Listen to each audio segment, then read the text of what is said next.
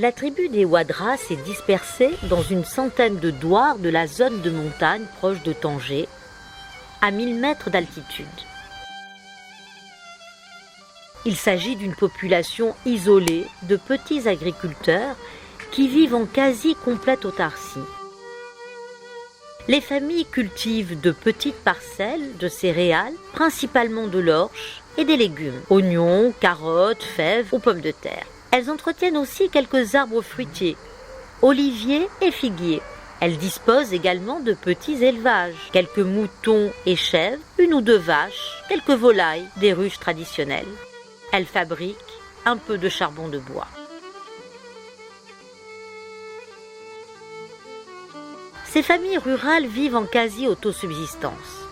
Elles utilisent encore les techniques traditionnelles et elles consomment ce qu'elles produisent.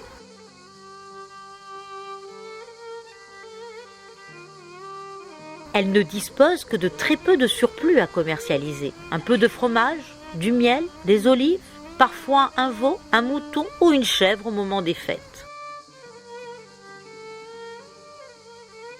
En dehors du travail agricole, ces montagnes n'offrent aucun emploi. Les jeunes en surnombre, issus de familles trop nombreuses, en général analphabètes et sans qualification, ont d'extrêmes difficultés pour trouver un emploi en ville ou dans les entreprises du port ou des zones industrielles. Sans une activité génératrice de revenus, ils n'ont pas les moyens de fonder une famille. C'est avec l'objectif de casser cette situation qui engendre une pauvreté persistante et accroît les inégalités entre zones urbaines et zones rurales que le projet PASS a mis en place un dispositif pour faciliter la création de revenus. En raison de l'altitude, du froid hivernal, de l'ensoleillement, de la disponibilité en eau de source, de l'absence de toute pollution, cette zone de montagne dispose en effet de conditions exceptionnelles pour une production de fruits et de légumes de contre-saison et de qualité biologique. Ces fruits et légumes pourront être commercialisés à Tanger et dans les bourgs voisins à des prix très rémunérateurs.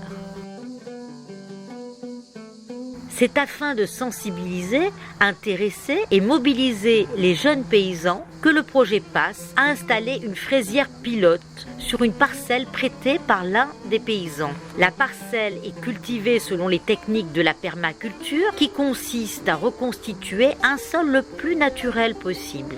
En utilisant l'irrigation au goutte à goutte, à partir de l'eau des sources obtenue par gravité, la mise en place de la fraisière se fait à un coût extrêmement faible. La terre est disponible, l'eau est gratuite, la main-d'œuvre est abondante, le marché est ouvert. Toutes les conditions sont réunies pour réussir des micro-projets très rentables.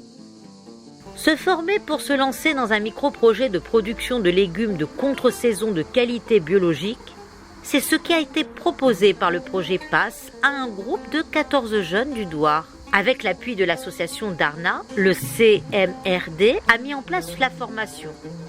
Initiation à la permaculture, préparation du sol, installation du dispositif de goutte à goutte, plantation des fraisiers, entretien de la culture. Les jeunes paysans, sans quitter leur milieu, sans avoir à apprendre des techniques compliquées, ont découvert une autre façon de produire des fruits et des légumes.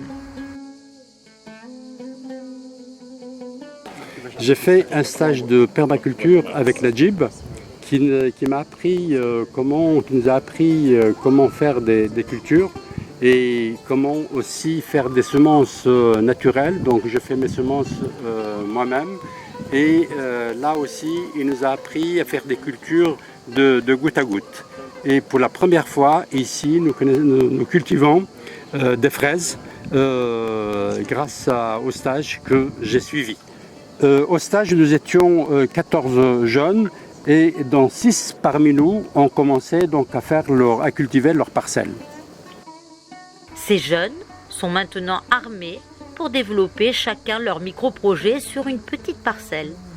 Ils peuvent produire des fraises, framboises, groseilles, myrtilles ou légumes bio, tous produits à très haute valeur ajoutée. Et, au-delà du maraîchage, ils peuvent créer des vergers de pommiers, oliviers ou figuiers et des pépinières pour vendre aux autres villages des plants déjà adaptés aux conditions locales. Ils pourront aussi par la suite vendre les œufs, le miel ou le fromage que produisent leurs familles. Ils sont tous voisins, parents ou amis. Ils se connaissent tous depuis l'enfance.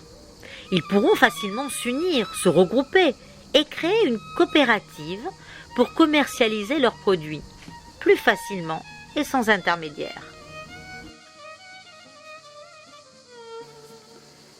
Le projet PASS que nous menons sur ce territoire avec les partenaires locaux de Semerdey et Tanjamo-Badara a généré un certain nombre d'activités de création de micro-entreprises dans le secteur du monde rural, aussi bien agriculture, élevage, artisanat. Et ce qui est intéressant, ce sont des femmes et des jeunes qui sont les premiers bénéficiaires. Aujourd'hui, nous constatons que cette dynamique a permis l'immersion aussi d'autres organismes qui viennent appuyer ce projet. Donc il y a une adhésion de la population et également d'acteurs locaux qui soutiennent ce projet.